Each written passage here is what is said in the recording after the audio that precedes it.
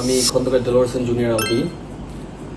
আমার দাদা ছিল বিএনপি প্রয়াত মসজিদ খন্দকার দেলোয়ার হোসেন এবং আমার আব্বা ছিল সাবেক নির্বাহী কমিটির সদস্য খন্দকার আব্দুল হামিদ তাবলু। তিনি গত বছর মারা গিয়েছেন।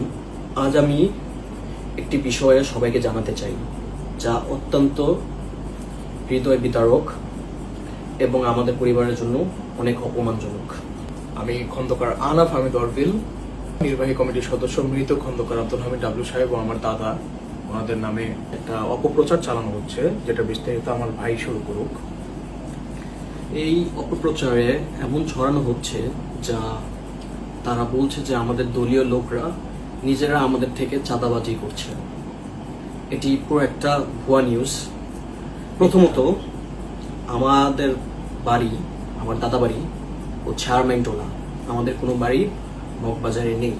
আমাদের কোনোদিনও কোনো বাসা মগবাজারে ছিল না। আমাদের বরাবর আরমানিটোলা আর মানিকগঞ্জ, এই দুই জায়গা, মানিকগঞ্জ ঘিওর আমাদের বাড়ি, এই দুই জায়গা নিয়ে খন্দকার দেলোয়ার হোসেন সাহেবের বলেন, খন্দকার আব্দুল হামিদ ডাবলু সাহেবের বলেন, ওনাদের দুজনের মধ্যে কারোরই বাসা কোনোদিনও মগবাজারে ছিল না। অপপ্রচারটি চালাচ্ছে হচ্ছে তানজিন সুলতানা মিতুল। তিনি আমার আব্বার তৃতীয় স্ত্রী এবং আমি এটা উল্লেখ করতে চাই যে তাদের পুরা পরিবার হচ্ছে আওয়ামী লীগ। ওনারা আওয়ামী লীগের পদধারী লোকজন। এই ফ্যাসিস্ট আওয়ামী লীগ সরকারের 17 বছর ওনারা অনেক অপপ্রচার, অনেক অত্যাচার, নির্যাতন, বিপীড়না চালিয়েছেন। ইভেন আমার আব্বার সাথেও অনেক অনৈতিক জিনিসপত্র করা হয়েছে, যেটা আমি বলতে চাচ্ছি না। পাশাপাশি আমাদেরটা বলি, আমাদেরকে ওনারা যখন আমার আব্বা অসুস্থ হয়ে বিছনায় পড়ে যান, স্ট্রোক করেন, তখন ওনারা আমাদের নানান ভয় ভীতি, হুমকি, জীবন নাশের হুমকি দেয়।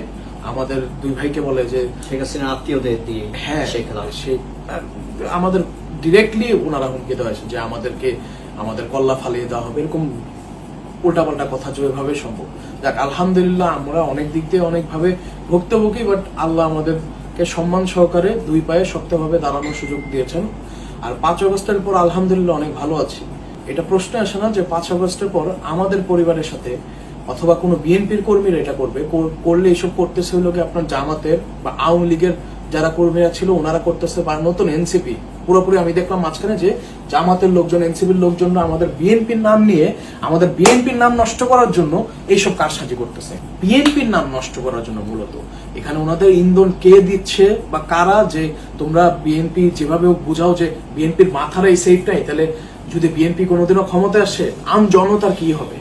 আমি বলতে চাই, ও আমার ভাইয়ের মুখ দিয়ে আমি বলতে চাই যে আমি তীব্র নিন্দা ও প্রতিবাদ জানাচ্ছি এই বিষয়টা নিয়ে। আপনারা কেউ শোনা কথায় কান দিবেন না। একটা ম্যাচ মনে রাখবেন, আমরা এখানে কোনোভাবে ইনভলভ না, আমাদের পরিবার ইনভলভ, এটা তাদের পারিবারিক ম্যাটার, এটা তারা ডিল করছে। কিন্তু আমাদের একটি প্রশ্ন, কেন আমার বাবার নাম, কেন আমার দাদার নাম, কেন আমাদের দলের নাম?